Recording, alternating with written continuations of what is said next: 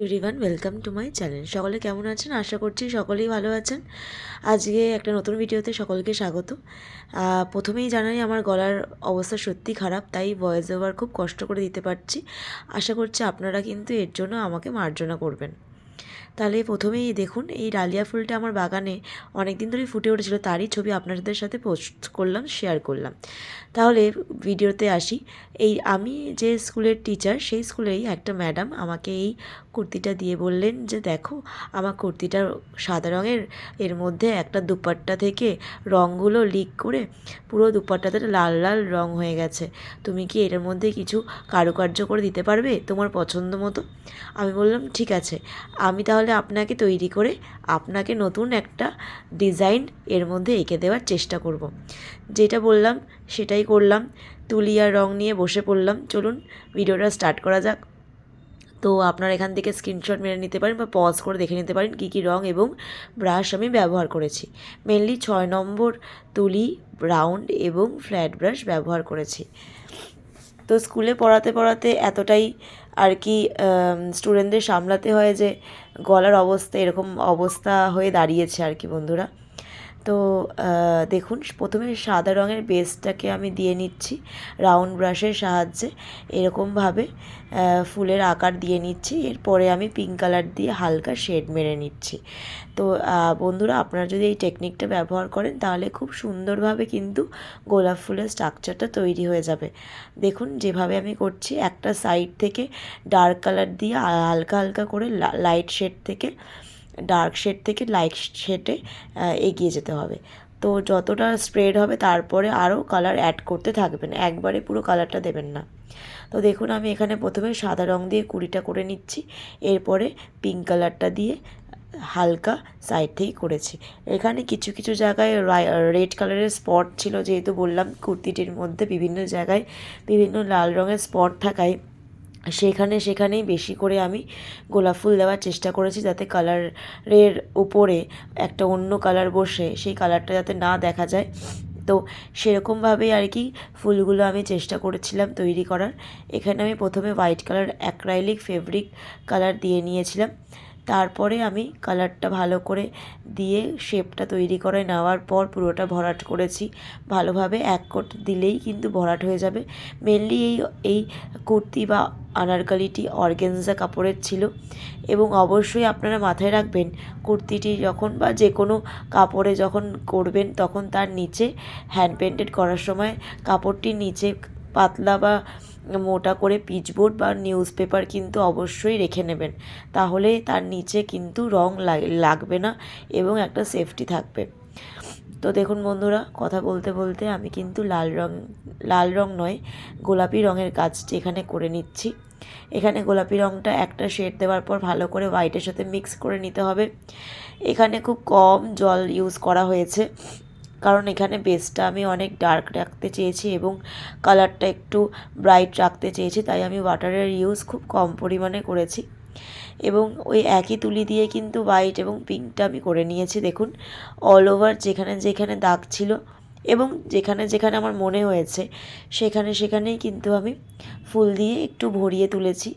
এখানে আপনারা চাইলে কালার বিভিন্ন ইউজ করতে পারেন। এখানে আমি একটু রেডিশ পিঙ্কিশ রোজ করেছি, আপনারা চাইলে ব্লু, ইয়েলো, পার্পেল এই কালারগুলোও ব্যবহার করতে পারেন। এটা আমার নিজস্ব ওপিনিয়ন, এবার আপনারা আপনাদের পছন্দ মতো অবশ্যই করতে পারেন। তো বন্ধুরা, এখানে আমি ডার্ক গ্রিন কালার দিয়ে কিন্তু এখানে ডালপালাগুলো এঁকে নিয়েছি। বন্ধুরা, গলার অবস্থা সত্যি খুব খারাপ, খুব আপনারা অনেক দেখতে চান বলে আমি কিন্তু আপনাদের রিকোয়েস্টে ভিডিওটা আনছি এবং এই ভাঙা গলাতেই আপনাদেরকে বোঝানোর চেষ্টা করছি। আশা করছি আপনারা সকলেই সাপোর্ট করবেন এবং বুঝতে পারছেন আমি কি বলতে চাইছি। তো কুড়িগুলো এবং ফ্লাওয়ারগুলো এঁকে নেওয়ার পর আমি প্রত্যেকটা ফ্লাওয়ারের সাথে প্রত্যেকটা ফ্লাওয়ার কানেক্ট করছি ডার্ক গ্রিন কালার দিয়ে। এখানে আমি ফ্ল্যাট ব্রাশ ব্যবহার করেছি বন্ধুরা। ডাল এবং পাতা তৈরি করতে আমি এখানে 6 নম্বর ফ্ল্যাট ব্রাশ ব্যবহার করেছি। আপনারা চাইলে কোনো সরু তুলিও ব্যবহার করতে পারেন, 1 বা 2 নম্বর তুলি। এটা ফ্ল্যাট ব্রাশ দিয়ে খুব সহজে আঁকা যায় ডালপালাগুলো।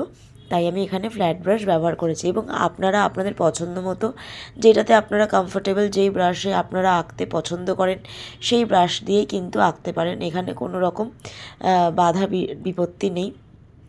দেখুন এখানে আমি লাইট গ্রিন কালার দিয়ে কিন্তু পাতাগুলো এঁকে নিচ্ছি। খুবই সিম্পলি পাতাগুলো এইভাবে রয়েছে, যেখানে যেখানে আমার মনে হচ্ছে সেখানে সেখানে আমি পাতাগুলো এঁকে নিচ্ছি বন্ধুরা। যদি আপনারা আমার চ্যানেলে নতুন হন তাহলে অবশ্যই একটা ছোট্ট করে লাইক এবং সাবস্ক্রাইব করে দেবেন বন্ধুরা। আমার চ্যানেলে আরও নতুন নতুন হ্যান্ড পেন্টেড ভিডিও অলরেডি রয়েছে।